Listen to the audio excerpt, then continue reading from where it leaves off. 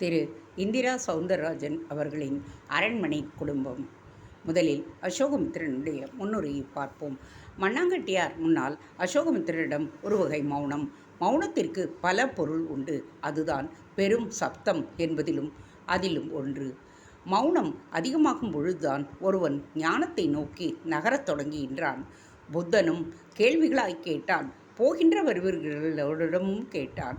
எல்லோருமே தங்களுக்கு தெரிந்த பதிலை சொன்னார்கள். அந்த பதில்கள் அப்போதைக்கு ஏற்புடையதாகவும் இருந்தன. குறிப்பாக தாசி ஒருத்தியிடம் உன்னுடைய தொழில் இழித்தொழில் அல்லவா என்று கேட்ட கேள்விக்கு அவள் அளித்த பதிலால் அயர்ந்தே போய்விட்டார் புத்தர். இது எப்படி இழிந்த தொழிலாகும்? நாம் கூடும்போது நீயும் மகிழ்கின்றாய், நானும் மகிழ்கின்றேன். இது நமக்கு அளித்திருக்கும் வாய்ப்பு. இதை பயன்படுத்தி மகிழத்தானே செய்தோம். இதில் எது குறைந்து போனது? யாருக்கு இதனால் என்ன கேடு நேரிட்டது என்கின்ற அவளுடைய கேள்வி புத்தனை லேசாக கட்டி போட்டது. நான் மகிழ்ச்சியை வாரி வழங்குபவள். இந்த மகிழ்ச்சியும் நம்முடைய வாழ்நாள் முழுவதும் அனுபவித்திட கிடையாது. இளமையில்தான் இதை அனுபவித்து தூக்க முடியும். இந்த தருணத்தை விட்டுவிடுவதா புத்திசாலித்தனம்? புத்தி எதற்கு இருக்கிறது? நம்மை நாமே சந்தோஷமாக வைத்து கொள்ளத்தானே என்கின்ற அவளிடம் அடுத்த கேள்வி புத்தனை மேலும் கட்டி போட்டாலும் ஒரு கேள்வி எழாமல் இல்லை. அப்படியானால் இந்த உலகம் எதனால் இத்தனை மகிழ்வு தரும் உங்களை பேசி என்று இகழ்கிறது என்கின்ற கேள்விதான் அது. அது உடல் தளர்ந்தவர்கள் சொல்லுவது. பொறாமையும் ஆத்திரமும் அதன் பின்னால் உள்ளது. அதை பொருட்படுத்தக்கூடாது. உலகில் எந்த ஒரு கருத்துக்கும் மாற்று கருத்தும் இருக்கும். இதை புரிந்து கொண்டு அப்படிப்பட்ட கருத்து உடையவர்களை கடந்துவிட வேண்டும்.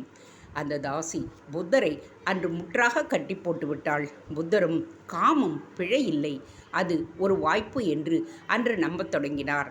ஆனால் தன்னுடைய நெடிய யாத்திரையில் தாய் தந்தை யாரென்றே தெரியாத ஒரு வாலிபனை சந்தித்த பொழுதுதான் காமம் கட்டுப்பாடின்றி போனால் அது உயிர் பிழையில் முடியும் என்பதும் புரிந்தது. என் தாய் ஒரு விபச்சாரி.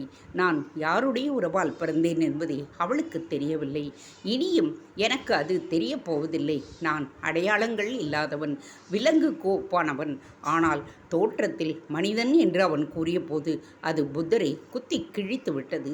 அப்பொழுதுதான் உண்மை என்பது தீச்சுடர் போன்றது என்பதும் மின்னுவதெல்லாம் உண்மையில்லை என்பதும் அவருக்கு புரிந்தது. அசோகமித்திரனுக்குள்ளும் அப்பொழுதுதான் தான் படித்த புத்தன் குறித்த சிந்தனை இது. தானும் புத்தனைப் போலவே உண்மைகளை அறிந்திட அல்லல்படுவது போல் தோன்றியது. என்ன பதில் உன்னை சிந்திக்க வைத்து விட்டதோ என்று இடைவெட்டி சரியாக கேட்டார் மண்ணாங்கட்டியார். ஆமாம் சாமி, உங்கள் கேள்வி எனக்கு பல கேள்விகளை எழுப்பிடுச்சு. என் எல்லா அனுபவங்களையும் நான் யாருக்கும் நிரூபிக்க முடியாது. அது எனக்கு மட்டுமே ஆனது. இதுதான் உன்னுடைய முடிவான உண்மை. அது உனக்கு புரிந்துவிட்டால் போரும். அப்புறம் எதையும் யாருக்கும் நிரூபிக்க நினைக்காதே. அப்படி நினைப்பது ஆணவம். தப்பாக எடுத்துக்காதீங்க. அது எப்படி ஆணவமாகும்? உண்மை இதுதானே புரிய வைக்கிற ஒரு செயல்தானே அது. இப்படி நினச்சித்தான் நாம் தப்பு செய்கிறோம். எப்பவும் அனுபவங்கள் மட்டுமே